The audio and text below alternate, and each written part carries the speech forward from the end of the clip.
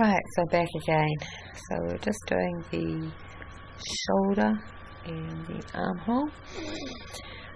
Right, so flipped out on me, so I'm just straightening it up a wee bit to get that curve that she's got. That's probably fine. Right, so we'll leave that there like that.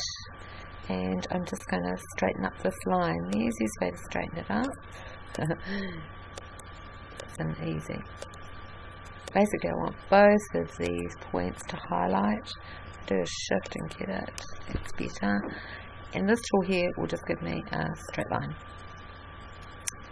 So I've gone to that tool there. I've had both points highlighted. The easiest way of doing that is to click on one, push the shift key on your keyboard, click on the other one, and they should both highlight.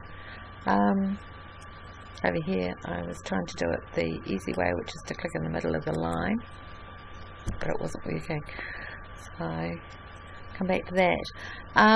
Now she's got 15 centimetres running along here.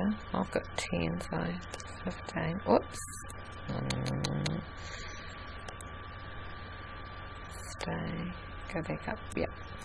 So 10, 15. I don't know what was wrong with my math there.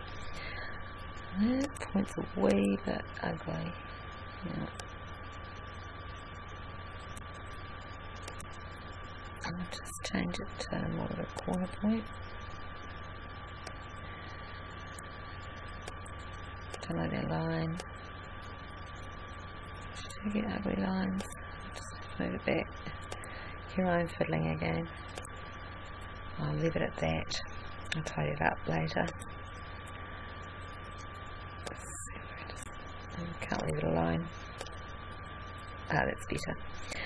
Right. Oh, this is just fiddle. What was I going to say? Oh, yeah. Right.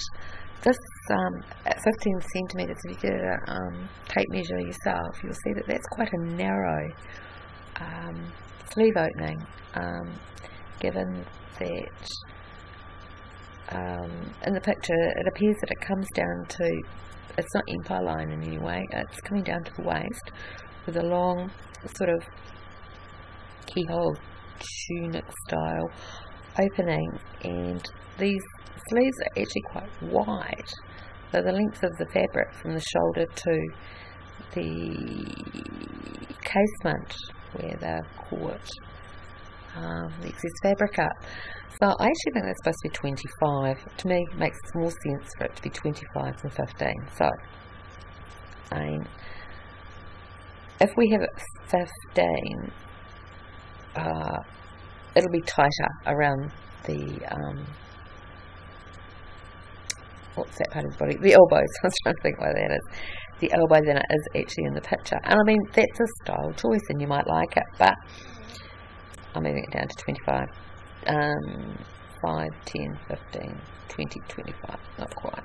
Oops. So, yeah, I've taken it down to 25.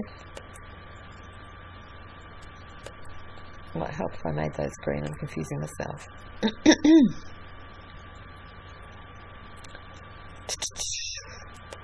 It's getting later. I'm getting tired. Calling things the wrong thing. Doing the wrong thing.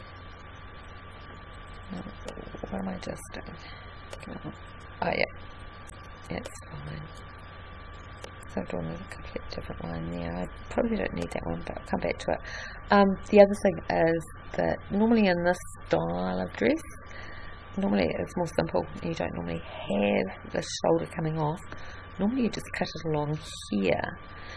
And that might actually have a better look to it. If I was actually making this pattern myself, I'd probably leave that piece there, and when I was cutting my fabric out, I'd consider cutting that out, putting it together and having a look to see what it looks like with it on, and if I didn't like it, chop it down to that. But again, yep, this is why you make your own patterns, you make your own decisions. Right, so now all that's left is ready to do the curve. This part here coming down, and otherwise making the facing for the neckline.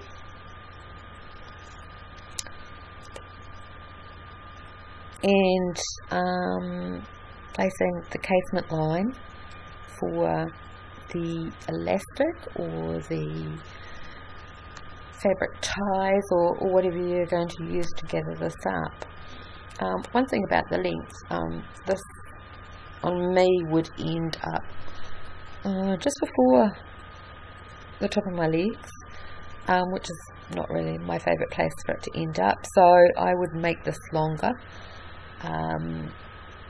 myself, because I probably want it at least mid-thigh.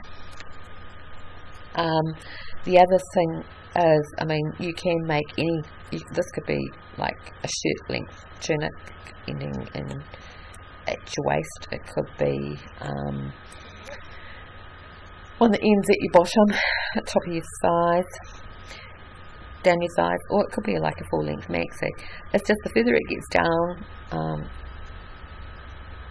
your legs, you're going to need to actually bring it out so that you've got stride room or walking room, and you may, depending on how far you take it out, you might need to put or leave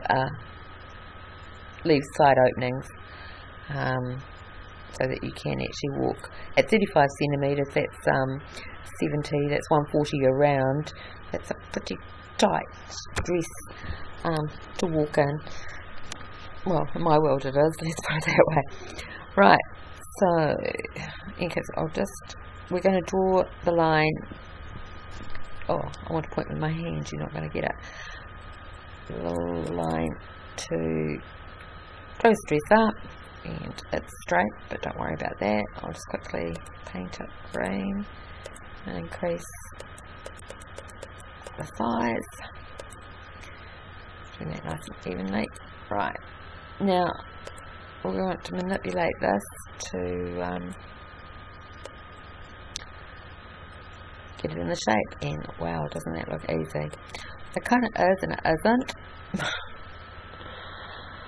I think I'm going to leave it just there at the moment, and I will put my casing in, because then I'll know roughly how this curve should go. Like I said, I think that comes down the waist, and on me it's 40. I think most people are going to be between 30 and 40 centimetres, that is. And these sleeves are actually open. They're very open. I'm not actually even sure that they're caught on this model in the casing, but we will draw it that way so that like it's sewn along there. I would suggest in this that it's not actually sewn along there, it's sewn from there to sort of there.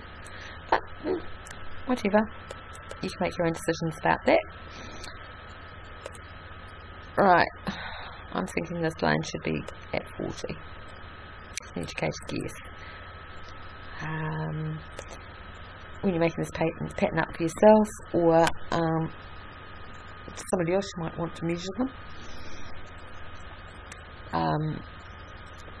Right, so that is 40. And you can see what I mean about how if that had been 15, which is what, up here, yeah, that's just too tight a sleeve. It looked weird. And to be quite honest, I don't know if you agree or not, but I really do think that that's probably the sleeve opening to get that effect. It looks straight to me. But these are all the issues with making a pattern. I'll just quickly paint that green and ramp up the size so you can see it. And I'm also going to make another one. Whoops. Oh my gosh. Now, I can draw that line again, or I can use a function called, duplicate. Where in earth is duplicate? You can tell I've used it a lot. Duplicate is slightly easier. There is just a copy, which is